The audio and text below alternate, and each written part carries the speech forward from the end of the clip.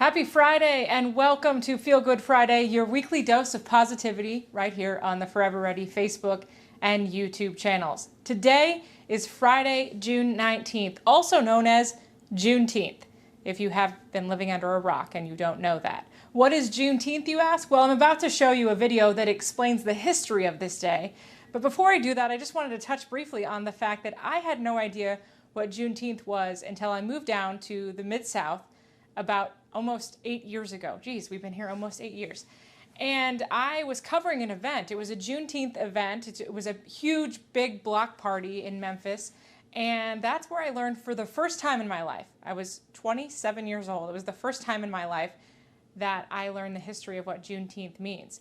And it's fair to note that I was raised in the Midwest, and history class probably included maybe a paragraph or a sentence about what Juneteenth was.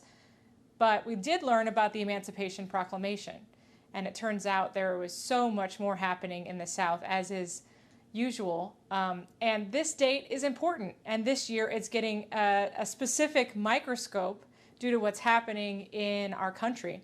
So before I try to explain it all, I want to play this video so you can get a sense of what today is about and why we celebrate.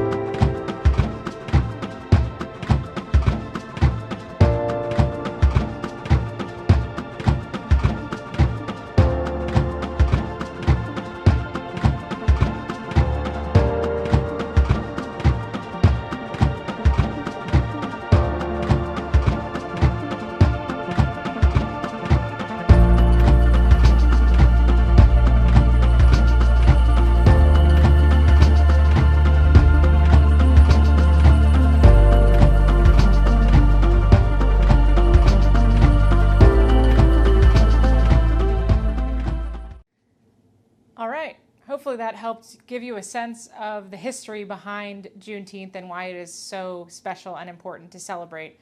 I really enjoyed reading about this week as I was trying to find some ways to reach our audience and share this day.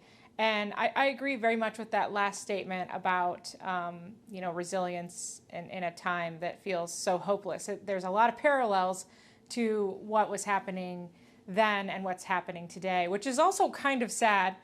One of the things that I've been thinking a lot about is that was in the 1800s, the late 1800s, and here we are in 2020, still dealing with some of the systemic issues in our country and the blatant racism that's happening against Black people and all people of color.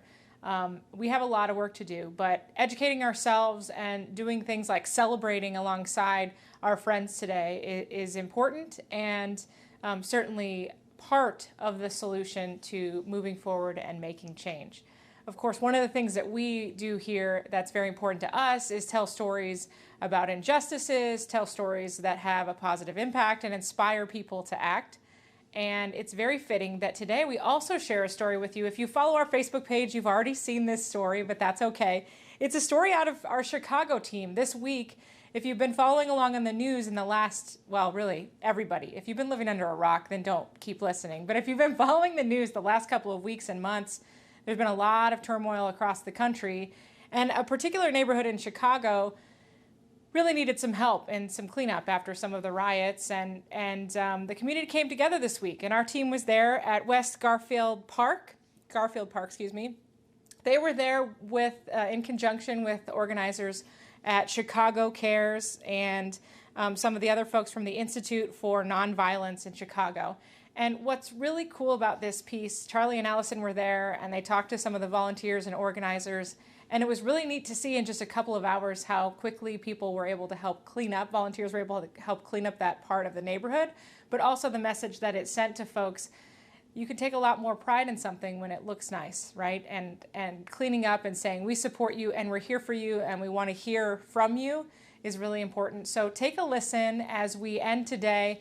And for all of our folks that are watching, be sure to find a way today to support Juneteenth. You can do that. You can celebrate with your friends.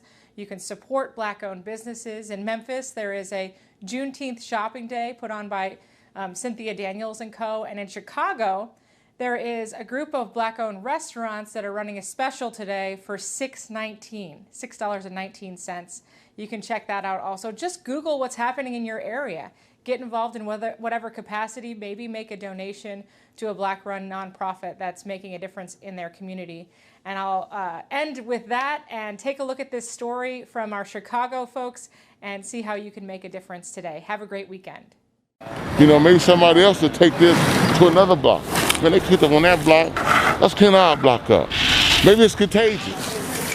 It'll catch on, it'll spread. We clean the whole community up. But we gotta start somewhere.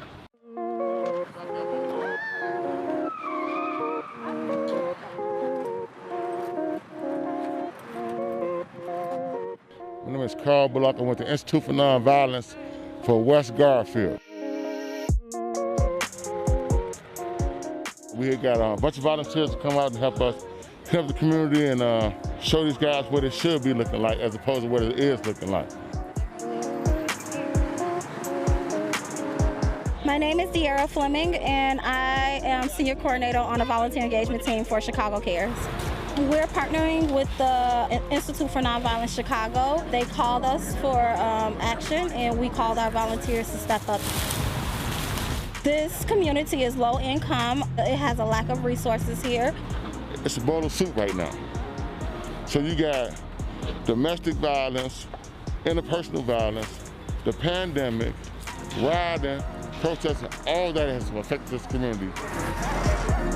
You know, if you come out the house and there's a ton of trash everywhere, you don't even care about this community. So it works. It works. It builds a little more confidence as well. It's a blessing that we can get together like this here, black and white, and get this done.